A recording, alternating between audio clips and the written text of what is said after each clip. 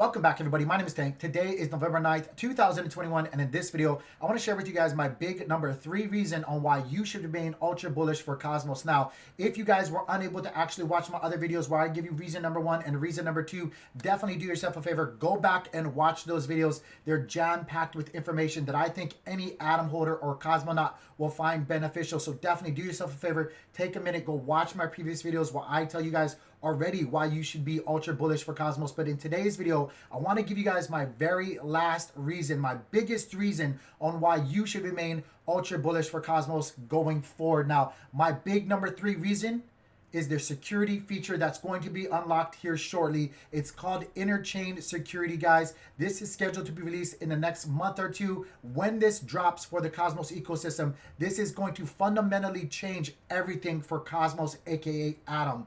If you guys don't understand, it's going to be much like what DOT already does and what DOT serves as far as its purpose within the DOT ecosystem. It's going to be an extra layer of security that all of these individual sovereign blockchains or protocols or projects within the Cosmos space will be able to choose, because they don't actually have to, but they will be given a choice to add this extra layer of security by getting people to delegate or stake their Atom on the Cosmos hub, giving them an extra layer of security. It's going to be changing the fundamentals of the Atom token in its entirety, and that is going to drive up the price tremendously, guys. Look at the already existing environment that Cosmos has within the space, guys. It already has working protocols, already interoperably working in the Cosmos ecosystem. Guys, all of these protocols, all of these blockchain projects, all of these companies will choose to further their security by adding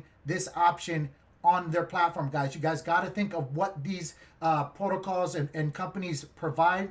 They provide an interaction, a transaction between them and their consumers. And if they can add an extra layer of security, they're going to do so. Any company that facilitates transactions wants their consumers to feel more secure as best they possibly can. And if they have the option to find a way to add an extra layer of security to their already existing protocols, they're going to do it. Keep in mind, guys, this isn't a mandatory thing. They can choose to do this or not to do this. That's the beautiful thing about Cosmos, is they promote individuality, they promote sovereignty, they allow you to interact, but to also maintain control of your own protocol, your own blockchains. So this being enabled and this being an option for all of these companies that are already in the space, and for all of these companies that will be coming into the space of the Cosmos ecosystem, is huge, guys.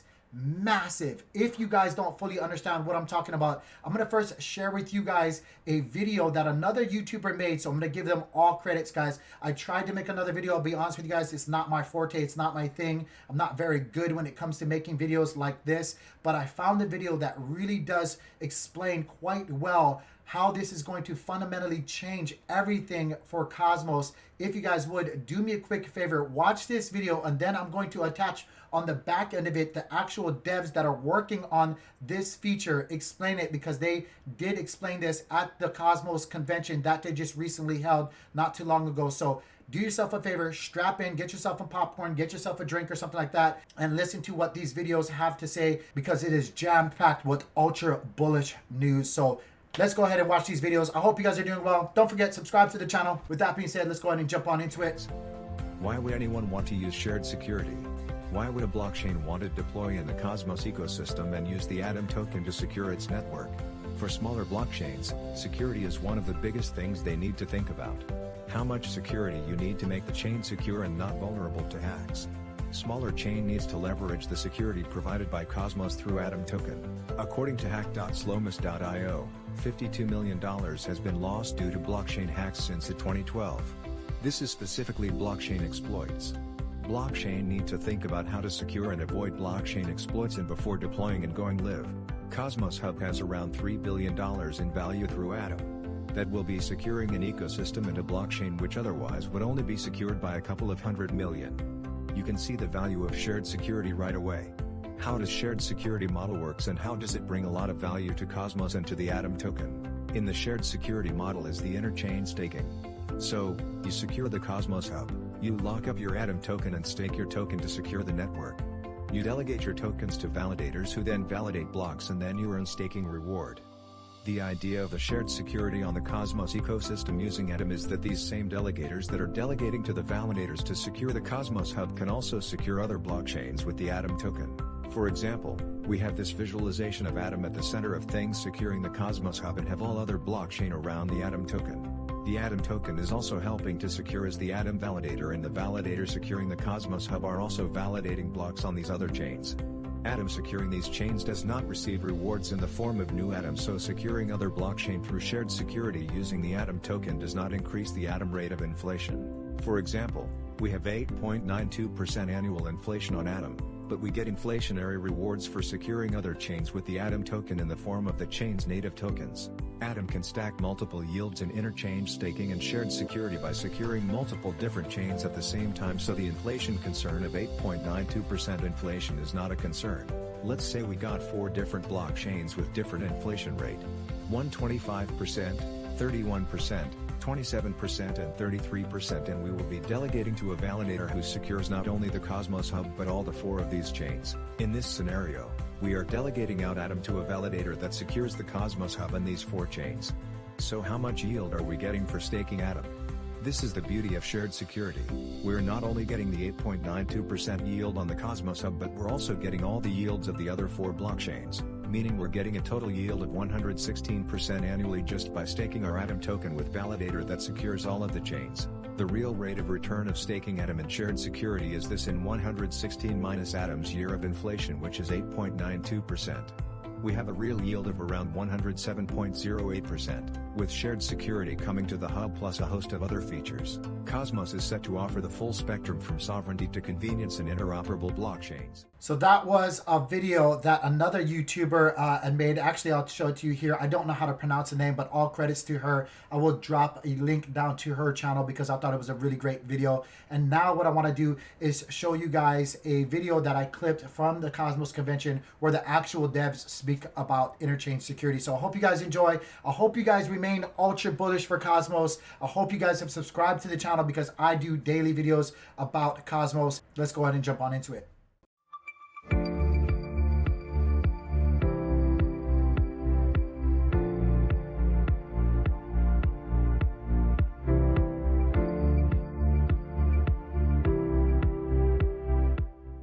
All right, another round of applause for Federico from Avamos. All right, next up, interchain security. What do I know about it? Not a lot. I can't really speak on it a whole lot, but I know someone who can. Next up on stage, the Cosmos Hub lead at the Interchain Foundation, Billy Arenakamp.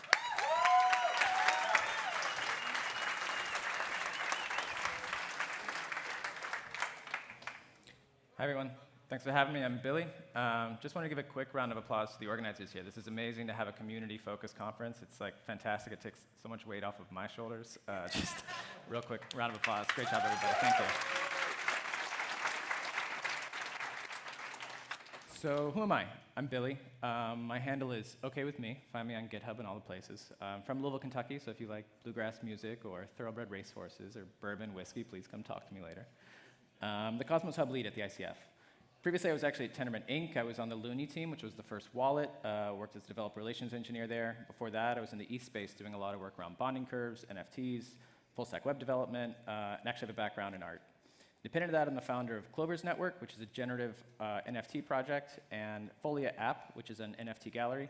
And as a side, I love hackathons. So if anybody's interested, look out for the Cosmos Hack Atom that's currently taking place. So, interchain security. Let's give you an overview to begin with.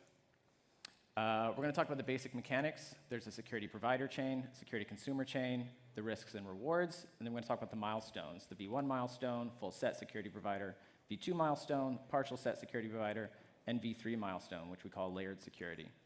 So there's a lot of terms that have been used around layered interchain security in the past, interchain staking. Let's just keep it simple, interchain security for now. And the basic mechanics. We changed names a lot. Previously, we used the term parent chain and child chain, but we didn't want child chains to feel diminutive. So we're using security provider and security consumer. So please forgive me if I accidentally say parent or child chain at some point. Provider, consumer. The security provider chain actually has a standard staking module that keeps track of the validators and the voting power. So this is how all Cosmos SDK chains currently work. They have staking modules that do this job.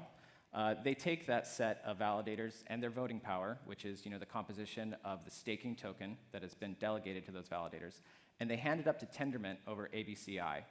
Tendermint then takes that, and they allow those different node operators to produce blocks. Now, the difference on a security provider chain with interchain security is that they also have a new IBC module called cross-chain validation module. This is being built by the IBC team at Interchain Foundation. And this module will take that same set of validators and voting power, which was originally sent up to Tendermint for block production, and it puts it inside of an outgoing IBC packet. And this IBC packet gets relayed to the consumer chain, which brings me to the consumer chain. So the consumer chain does not have a traditional staking module. Instead, it has a registry that it keeps records of all of the validators and voting powers from the provider chain and keeps those locally. Then it hands those off to its own set of validators, which are identified through this registry. So it keeps track of them with that incoming CCV IBC packet, and then provides that information for block production. Now, what are the risks and rewards involved in here? So starting with the security provider chain, they are risking their staking token. So the Cosmos Hub, as a security provider, it is the Cosmos Hub validators which are risking their atoms. The consumer chain, the one who's received that set of validators over CCV, they can also send back another IBC packet that will slash those atoms on the security provider chain. So it's the consumer chain which can say, hey, your validators, our validators, are acting up. And the two things that they are typically slashed for in Tendermint are downtime. So if it's your turn to produce a block and you don't show up, you get slashed for that. Or double signing. So if you are supposed to produce a block and you actually sign two different blocks, that could be a signal that you're trying to fork the network, and that's really easy to sort of prove because you take contents of both of those, prove it's the same block height, same signature, and you slash a validator for that. So the provider chain is going to be getting slashed for the same bad activity it would be getting slashed for when it's locally producing blocks, except for this happens remotely on the consumer chain. And like I said, double signing is pretty easy to prove, but in general, the simplest configuration is just to trust the consumer chain that they want to slash the provider chain's validators because they did something bad. And like I said, it's easy to prove the double signing part. The downtime part's a little bit harder, so you basically just trust them. We have some ideas about how to make that verifiable, but an open question is how to be more generally verifiable on the slashing logic for the provider chain. So if your consumer chain has some really fancy logic that encourages or discourages very specific behavior, it might have custom slashing conditions. For instance, the Gravity Bridge has custom slashing conditions. And you want to be able to offer that same slashing logic to the parent chain without having to just trust that consumer chain all the time about them being right about it. Now, when you're using a full validator set, it's not a bad trust assumption because you've got the same set of people on both sides. But it is an open question how to make sure that it can be completely verifiable on the parent chain so you're not trusting them all the time. We've got some ideas about how to do this, most likely around CosmWasm, where you'd sort of deploy your own verification logic on the provider chain, and then the consumer chain would execute that. But if those are the kinds of questions that interest you, get a hold of me. We're hiring in this kind of department. Bringing us to the rewards.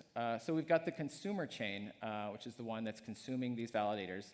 That's the chain who's in charge of rewarding the provider chain for risking those atoms. What are you going to do for me to make me produce blocks on your chain, to risk my atoms? And what's really exciting is that the consumer chain actually can design that reward mechanism however they want. And I'll talk a bit more about that in a second. But once they have figured it out, you can imagine the most simple one is pretty standard, that they just have every block, they produce some new token, and they pay it off to somebody else. Well, luckily, we can just use the standard IBC token transfer packet to make this happen. So inside of the reward module, every single block, when they produce this batch of rewards, typically it would go to the local distribution module and get sent out to all the different validators. Instead of doing that locally, you put it into an IBC transfer packet, and you send it off to the provider chain. If the destination is the distribution module of that provider chain, it acts as if it was just normal fees that came in during that block on the provider chain and just gets distributed perfectly the way it would normally.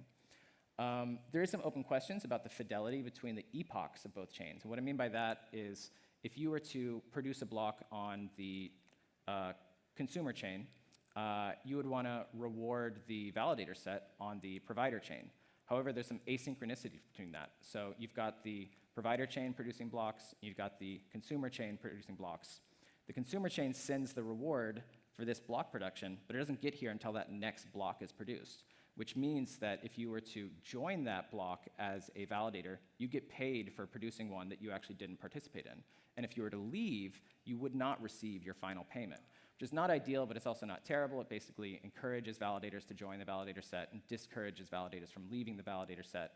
And it simplifies the whole system to do it this way, but it is an open question, how can we make sure that that is a little bit better? It's not the worst case scenario, and we're trying to work through it as fast as possible, so I like this solution.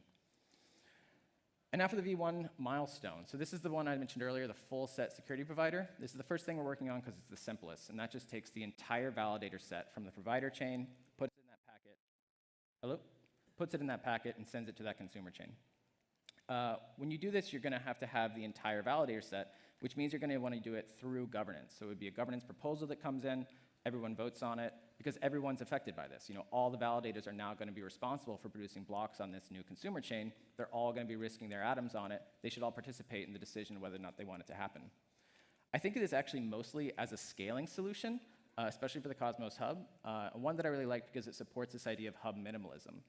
So for scaling, we generally talk about vertical scaling, trying to shove as many transactions as possible into a single block. That's increasing the TPS. You see all these blockchains saying, we have the highest TPS, we have the highest TPS. This is vertical scaling. What I really love about this is that it allows for horizontal scaling. Horizontal scaling is essentially you've got one blockchain, and you've really just pushed the limit. There's always going to be a theoretical maximum number of transactions per second you can get into a single block. And so instead of trying to continue to defy the laws of physics and push that even higher, you duplicate that blockchain. You've now just doubled the capacity of the transactions that can be sent to it because you have two new blockchains running. The problem with that, of course, is that when you have a new blockchain, you're going to have a new staking token. You have to build value for that. You have to secure that brand new blockchain. However, with a full set security provider of interchain security, you're able to replicate the entire set of security from the original blockchain. You've just doubled your capacity to transact new transactions. With IBC, of course, you're able to still interact between these two blockchains, so it's like it's still part of a shared state. But you're able to scale horizontally that way. The other aspect that's really nice is security. So if you have a single blockchain, you're adding more and more and more features. You're increasing the surface area of the attack for going down. So if you take each of these new modules, that each of them coming with their own new attack surface, and you put them into their own blockchain, secured by the same full validator set, and one of those blockchains has a bug, it doesn't bring down the entire system. So this is really nice for the Cosmos Hub especially, who's so security critical. This is the utmost importance of the Cosmos Hub. And so every time you add new code, there's this huge process of putting it on there because we don't want anything to go wrong. However, if each of those new modules were to be on their own blockchain, we could have a much faster development cycle because there's much less risk of the whole system coming down. And that faster development cycle also points to this idea of sovereignty. So each of these consumer chains can actually have their own governance token. So you could imagine each module on a blockchain is governed by its own token because it might have very distinct needs from each other. For instance, if the Gravity DEX had its own token, it was on its own chain, it could have its own decisions about when and how do we upgrade, what are the features. I've gotten feedback from validators before who say, we're node operator infrastructures. We don't know anything about DeFi. Why should we be voting on these parameters that are related to this protocol it's not really our job? That's not all of them, of course, but you'd be able to have really specific governance related to each use of a blockchain. And that's really at the bottom line of the thesis of Cosmos. Application-specific blockchains solve for scalability and sovereignty. Candidates for this, is like I mentioned, the DEX would potentially be able to move over to this Gravity Bridge, even potentially CosmWasm. We've always pushed against having CosmWasm on the hub because it really opens up the attack surface. There's just a generalized state machine really is unknown unknowns there. So we could even imagine having that still being fully secured by interchain security. V2 milestone, partial set security provider.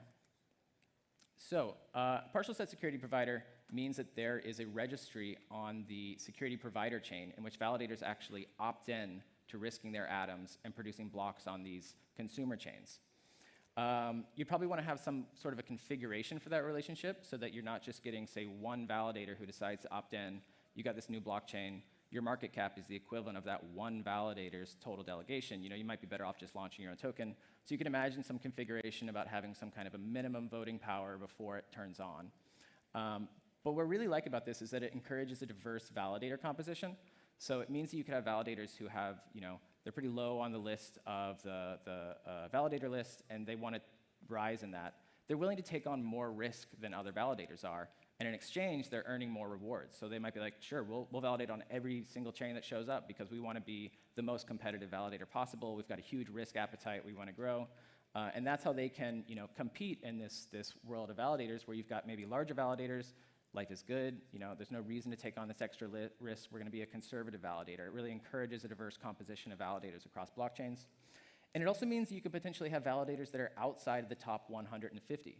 Because we right now, have 150 validators in the Cosmos Hub, but there are other validators in that list. They're just not allowed to produce blocks. They currently have atoms staked. They're just waiting and wishing to join that top 150. But why not put those atoms to use? Why not encourage a much larger group of validators who use their atoms to secure blockchains and produce blocks, even if they're not producing it on the Cosmos Hub itself? And I mentioned earlier, the thing I really like about this is kind of free market mechanics.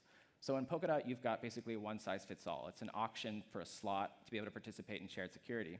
But this is completely configurable. It might be a completely off-chain mechanism. It says, hey, I have these service agreements, these legal agreements, and I'll pay you in fiat through a bank on a monthly basis if you produce blocks on my blockchain. Anybody willing to do that?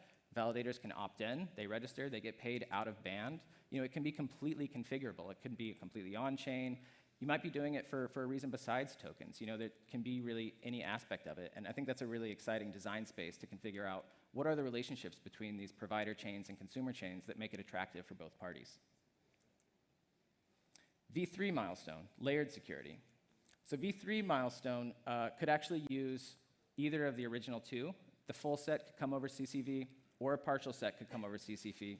But the difference is that this consumer chain actually has its own validator set already because it has its own staking token.